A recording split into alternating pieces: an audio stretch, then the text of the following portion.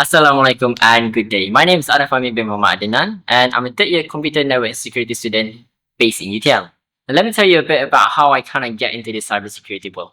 When I was 16, I remember being so fascinated by the idea of privacy. I kind of like want to know how else I can secure myself, my family, and the people around me. And when I kind of knew that, my interest in cybersecurity sort of blooms. And I think recently, for the past couple of months, I've started to engage in the real life cybersecurity practices like capture the flag competition. While I know I may not win all of them or like make top 10 or anything, but just learning them and playing them to me was so interesting that even though I wasn't able to solve the problem, but the exposure that I get from it just really opens up my mind.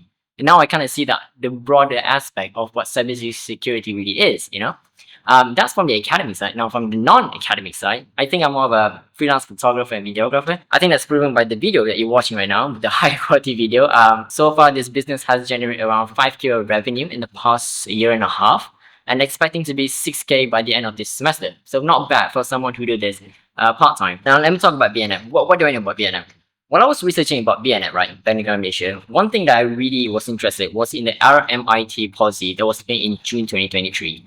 Now, I'm not going to go into the details of the policy, but what I think that resembles of BNM culture is that they're willing to change their practices to adapt to the current landscape threats of cybersecurity, right? Because threat is continuously ever-changing. And that only shows that BNM doesn't only care about itself, but also all the financial institutions in Malaysia. For example, the policy actually entrusted on every single financial institution, and that means takaful, insurance, banking as well. And that to me shows the selfless act of BNM when it comes to guarding the financial interests of the country. And that is, for me, the company that I want to work in.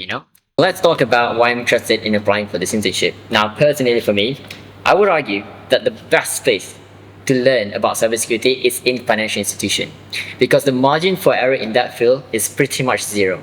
Now, I'm not saying that you can make an error in other company or other industry. I'm not saying that.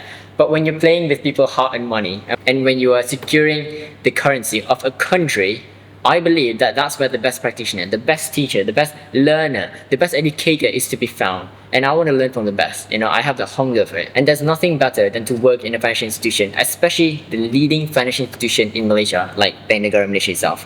And so that's pretty much why I'm pretty much interested when it comes to this internship.